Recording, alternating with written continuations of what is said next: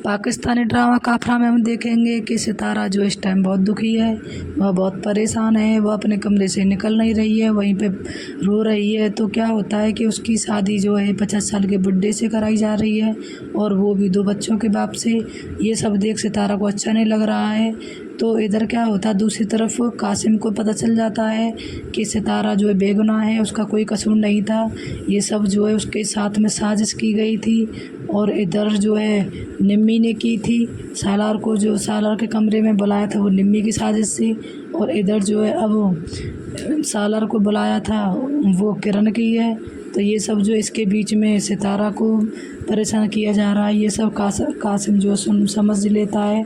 और वह अपनी मम्मा से कहता है कि तुम मुझे मेरी शादी करा दो सितारा से। तो उसकी माँ भी बोलती बेटा उसका तो करैक्टर लेस है। तो वह कहता है कि नहीं मम्मा, वो सारी बात बता देता है कि ये सब जो किया हुआ ये निम्मी का था, उसने ही उसको ट्रोल किया था और वह उसके पीछे पड़ गई थी, क्योंकि सालार उसको पसंद करता था, उसको चिढ़ होती थी। इसी वजह से उसने बदला लेने के लिए जो है ये साजिश रची थी, जिससे कि सितारा सबकी नज़रों में गिर जाए और सालार की नज़र में भी गिर जाए और ये दोनों दूर हो जाएं।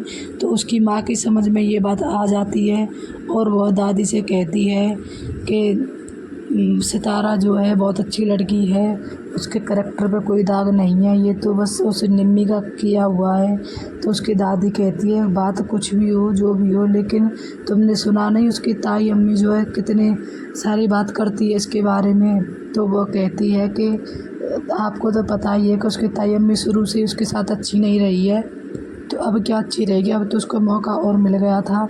तो ये सब जो है बात करते हैं। तो कासिम कहता है कि चलो निम्मी के घर चलते हैं और उसको बताते हैं कि वह कैसी है।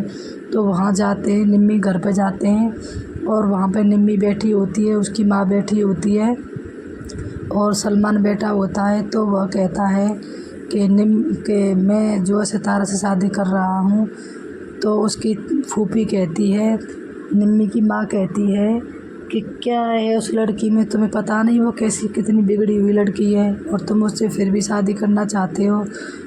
तुम्हारी दादी तो कह रही थी कि तुम दागदार फल नहीं ले सकते थे अपनी माँ के लिए और दागदार लड़की लेने चले हो।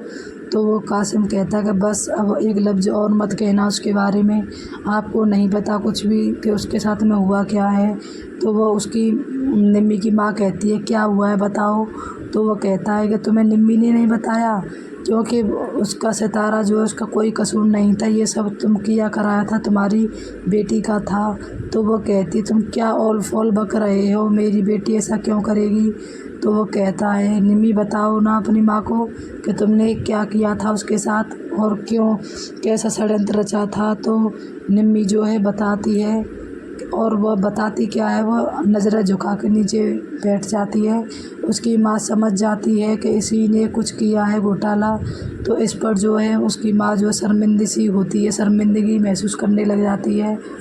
और दूसरी तरफ क्या होता है कि सालार घर में तोड़ फोड़ तो करता ही है, अब वह मुल्क को छोड़कर जाने की बात कर रहा होता है और वह घर में कहता है कि मैं मुल्क से बाहर जाना चाहता हूँ कुछ दिन के लिए, अपने आप को थोड़ा अकेला महसूस करना चाहता हूँ, रिलीफ लेना चाहता हूँ। तो ये सब उसके घर वाले मान जाते हैं और वो कहते हैं, उसके डैड बोलते हैं कि हाँ तुम जो तुम्हारा मन करे वहाँ जाओ और ज़रूर जाओ, मुल्क से बाहर जाओ लेकिन खुश रहो।